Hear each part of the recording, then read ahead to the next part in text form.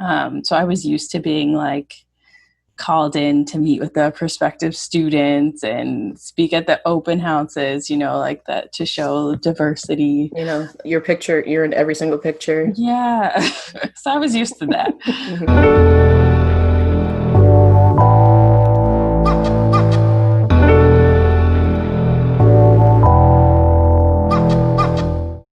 Hi, everyone, and welcome to another episode of the Black Student Success Podcast, brought to you by InQuire Hire, where we seek insight and guidance from successful Black professionals. My name is Ashley Quire, and as always, thank you for tuning in with us. Joining me today is Karah Bush. She is a pediatric physical therapist, and we are going to go through her unique journey and all of the things she learned along the way. So first and foremost, hi, Dr. Karah. How are you doing today? Oh, I'm good. How are you? I'm good. Thank you so much for joining us. Yes, thanks for having me. Of course. So we like to go ahead and give you a little bit of bragging room. You deserve it. First and foremost, who is Dr. Karah Bush, and how would you describe yourself? Yeah, it's such a simple question, but just very loaded. So I guess first, I'm a Chicago native. I'm a graduate of St. Ignatius, go Wolfpack, University of Illinois, and Ohio State University. I am a daughter, I'm a sister, I'm a wife now, which is kind of crazy. And more recently, a dog mom. So we adopted a dog, which I kind of scammed my husband into doing, but he loves him as well. Let's see. I mean, another crazy thing is I'm actually a breast cancer survivor.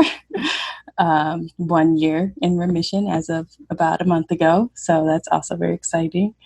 But I mean, I guess I'm mostly here to talk about my career as a physical therapist.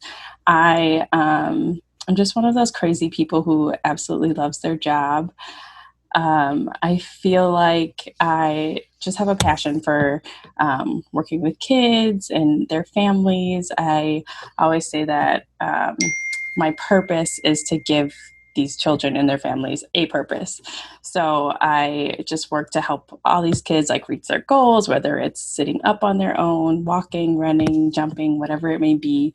And then just really working to empower their families to support their child in the best way that they can. A lot of these families, having to raise a child with special needs, this is not something that they expected or signed up for, but any type of development is beautiful. So I feel like it's part of my job too, just to show these families that, their child's development may be different, but regardless, it is beautiful. Oh, that's beautiful. I think that's the best intro so far. No offense, everyone Oh, else. thank you. That is awesome. Yes, it's definitely a loaded question when we ask that. That Yeah. sounds like such a rewarding experience to work with kids and see them develop in any way, but specifically in your field. I love what you do, and in my research, I was able to see a little more, and I think I caught a couple of interviews or read a couple of interviews where you're talking about your journey. And so let's get into that a little bit. You kind of touched on what you do for in your role as a pediatric physical therapist, but I'm just curious, what does that look like on a day-to-day basis for you? So if you were to walk us through a typical day for you, what would that look like? So pre-COVID, of course, it would look a lot different to now. But I typically see 7 to 8 patients a day. All my kids are 5 years old and under. My specific company I work for, we mainly do home health. So I'll see the kids at their home, or if they go to daycare, I will see them there. And just depending on, the age, the level of functioning, I basically do, I call it functional playtime. So I bring toys, just whatever is interesting. And then we work towards, it's kind of like exercise, but it's more so like playing. So for example, if I'm working on like leg strengthening with a child, I make it like a toy where they have to like reach up high and then put it down in something low. So technically they're doing squats, but, to them, they're just kind of playing a game. So that's a lot of what I do on a day-to-day basis. Now with COVID, I'm limiting the in-home sessions that I do and doing more like video and telehealth sessions, which has been a challenge, but it's been an adjustment, but it's still been going well. Another big part of my job is coaching, like coaching the parents on how to do the exercises with their child. And, because I'm only in there for 1 hour once a week and they're with them all the time. So I play a small role in their success. The parents do a lot of the work. I feel like it is. All right. So our next question is, how long does it take to get your PhD after high school? I know it varies depending on the career field that you're in. How long did it take you to get your PhD? So I actually have a DPT, which is like a doctorate of physical therapy. So it's a clinical doctorate. So just meaning that I have the training to like, practice clinical work with patients. Mm-hmm. You can get a PhD. It won't necessarily be in physical therapy. It would be in like rehabilitation science or something like that, but you still kind of are researching physical therapy practices. Mm-hmm. So basically like a PhD would like research best practice and just different treatment methods. And then the DPT carries out that best practice and treatment strategies. So more of the practical side is the DPT. Right. Thank you so much for clarifying that for us. Thank you. But both are doctors, just a different type of doctorate degree. Right. Mm-hmm. Perfect. So how long did it take you to get your DPT after high school? So after high school, I did 4 years of undergraduate to get my bachelor's degree, and I did a bachelor's in kinesiology, which is like exercise science. And then after I got my bachelor's, I went on to physical therapy school, which was 3 years for the doctorate. Oh, that's great. I know a lot of students are confused with the whole, when do I get that, those letters before my name. Mm-hmm. You can go the route of high school and then take your master's and then get into a PhD or another doctorate program. But that's nice that we have someone on the call today who can go over how you're able to basically bridge that time in order to get that degree. So perfect. Thank you so much. Yeah. No All right. So tell us a little bit. We're going to take it back to your childhood. It could be a therapy session if you want to. This is where I get to use my psychology degree. Thanks, Marquette. Tell us a little bit about your childhood and your family dynamic growing up. Yeah. So like I mentioned earlier, I grew up in Chicago. I lived with my parents and my older brother. We had a pretty uneventful childhood, to be honest, which was kind of a blessing now that I think about it. Like it was pretty standard. I mean, we always had enough. I feel like we didn't go on like fancy vacations or anything. Like our vacations were to grandma's house in the summertime. I just felt like my parents set a really good example for us, for my brother and I from the beginning. But yeah, it was pretty uneventful. We actually my parents just sold our childhood home, which was kind of sad, but I am happy for them and happy for the new family that lives there because, we had some great memories there. So I'm glad we were able to pass it on to another family. That's very sweet, but that hurts my heart a little bit. But yes, happy for the new family, but darn. But you have your memories, as you stated. Mm-hmm. So that's good. So you had a pretty supportive family growing up and to kind of guide you along the way. Now, can you talk a little bit about your one of your parents being in higher ed a little bit and how that might have helped you as far as support with college prep and career prep? Yeah. So my mom was a nurse. And she honestly steered me away from nursing, even though I told her that I wanted to be in the healthcare field. She just kind of steered me away from nursing. my dad was a building inspector for the city of Chicago. So, I mean, neither of them had advanced degrees. So I feel like they really pushed my brother and I to get advanced degrees. My dad, especially, he just from when I was young, he was always like, "You're going to be a doctor. You're going to be a doctor." Even now, he's like, "Why don't you go back to get your PhD?" I'm like, "Dad, I'm fine." She already told us she's good. She's good. Right. I'm She good. has I'm those fine. letters. She has that credential. So yeah, I feel like, again, like they had great jobs. Education for me and my brother was really important to them. So they, spent their salary on sending us to the best schools, for elementary school and high school. And just really pushed that, like, after high school, you're going to college. Like there was no type of in between. Um, it was just what we were like supposed to do. Um, so I feel like with them not having, advanced degrees, they really pushed my brother and I to achieve that and set us up to do that. No gap year for them. They did not No. have an option. They, Yeah. straight into everything. You Yeah. didn't take any breaks even after your undergrad. You went straight into your yeah. Yes. So that's perfect.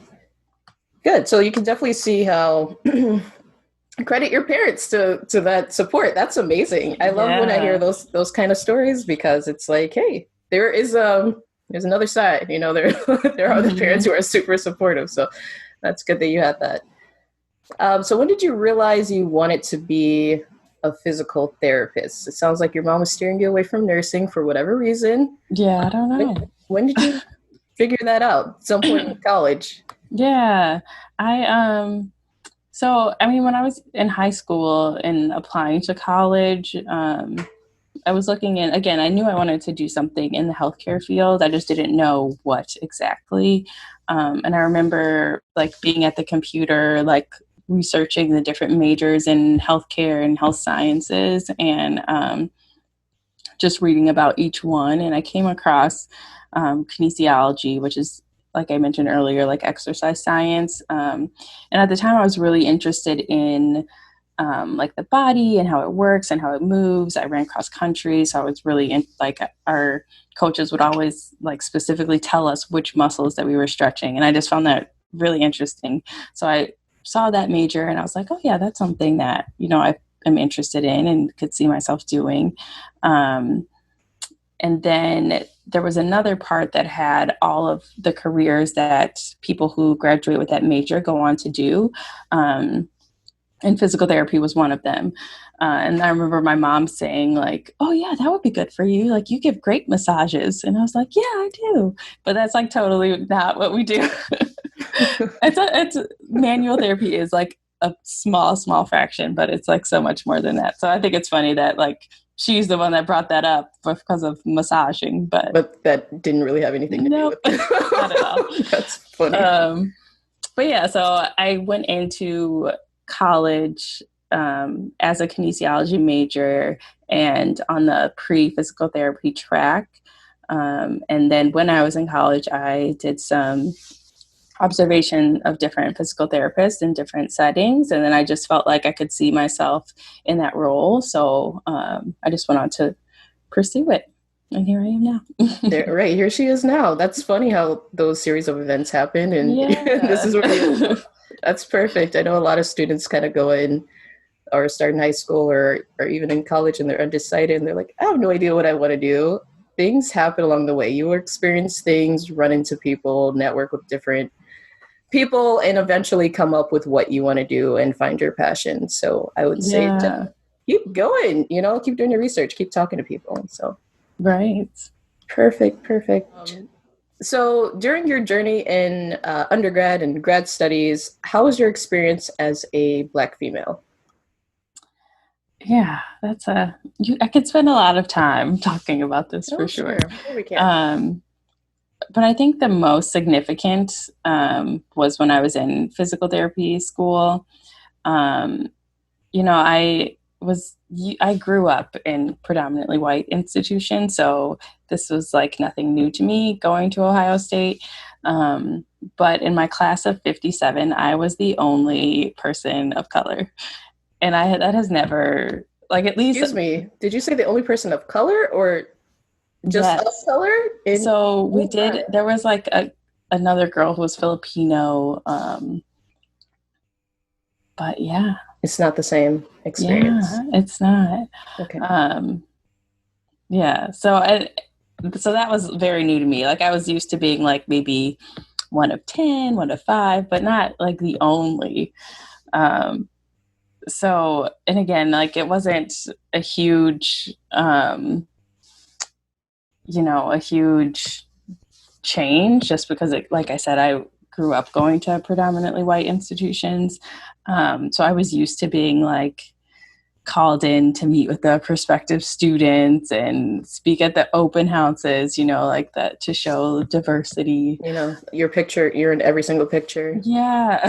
So I was used to that. Mm-hmm. But I did feel like it was my job to kind of like call out the professors sometimes, because when they would teach us like how to work with patients, do evaluations and stuff, I felt like they kind of made the assumption in teaching us that like our patients would be white, and they didn't acknowledge some things that would be different if you were treating like a patient of color. So I'll always like raise my hand, like, what if your patient's brown? Like, what if the patient, because sometimes it just doesn't work. Like for one time, like blanching the skin, like how you put your fingers on and like to see the, like the change of the color of the skin. I was like, that doesn't work on people of color. And when they were teaching us like how to do it, they didn't acknowledge that. So that's just one example, but I feel like there were a lot of times during my 3 years of graduate school that did happen. And a lot of my classmates too were from like small towns in Ohio, and so didn't have a lot of experience with, interacting with people of color. Like I might have been their first experience. I don't know exactly, but just certain things like little microaggressions that you come in contact with all the time I experienced a lot in graduate school. And I know, your question was about in education, but now that I'm in my career, I also face a lot of that as a woman in my position, and especially as a Black woman in my position a lot. Again, so I mostly work with babies and kids, but I have worked with older adults as well. And just like that level of respect from older men, especially, as like you're a person like telling them what to do. It's difficult. So it's hard to kind of keep your cool and like remain professional and respectful when you know that you're treating somebody who's not respecting you or taking your credentials seriously. Right. Yeah. No, it's really hard sometimes to keep your eye on the goal when you have all these other things going around. Wow. Yeah. Thank you so much for sharing that. I feel this is helpful for a lot of students who are thinking about attending PWIs in the future. Those questions will be asked, those comments will be made, and just stand your ground, walk in your integrity, keep your head held high is the advice I can give. Do you have any other advice for those situations or? Yeah, I mean, and just don't be afraid to speak up. I'm not saying like, confrontational and like yelling at people, but, just speaking up and, having everyone recognize that, your experience is different, and they're going to come in contact with people who have a similar experience. Yeah. I'm so happy that you spoke up and have a similar story, but we can talk off camera about just speaking up to your professor and saying, hey, well, there are other people outside of white people that exist that you would have to treat. And so thank you so much for speaking up. Hopefully changes are made to that course. So we chatted a little bit about this before the call. A little birdie told me that you had a pretty nice time financially with your education. I did. And so, yeah, just tell me a little bit about that. Were you financially prepared for just your education in general? So I went to, for undergrad, I went to University of Illinois, and I was lucky because my mom was a nurse at UIC in Chicago. So as an employee, we got 50% off tuition. And then I got a couple scholarships just for like my test course and stuff. So it was really, so my parents helped pay for my undergraduate. So it was pretty affordable for us then. So I didn't have to take out any loans. I did have a job and things like that, but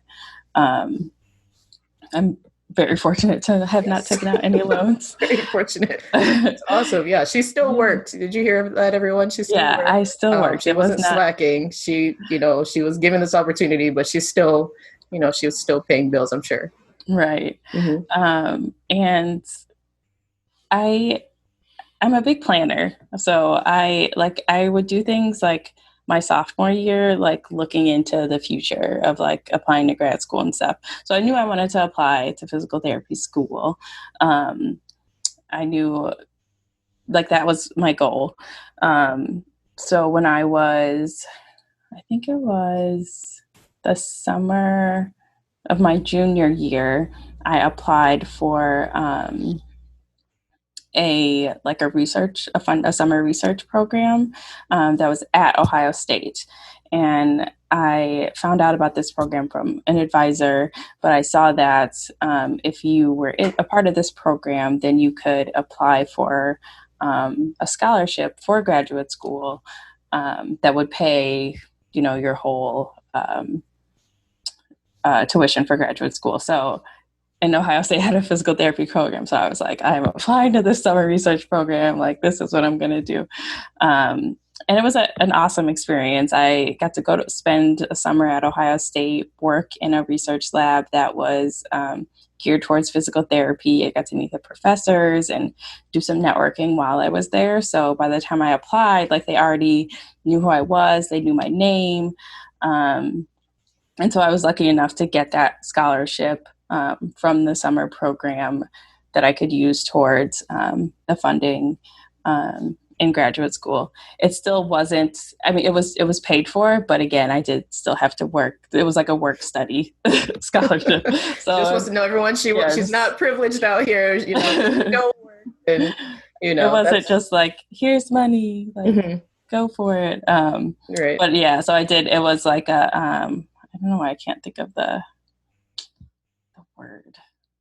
A research assistant. I was a research assistant. Oh, great. Yeah. Yeah.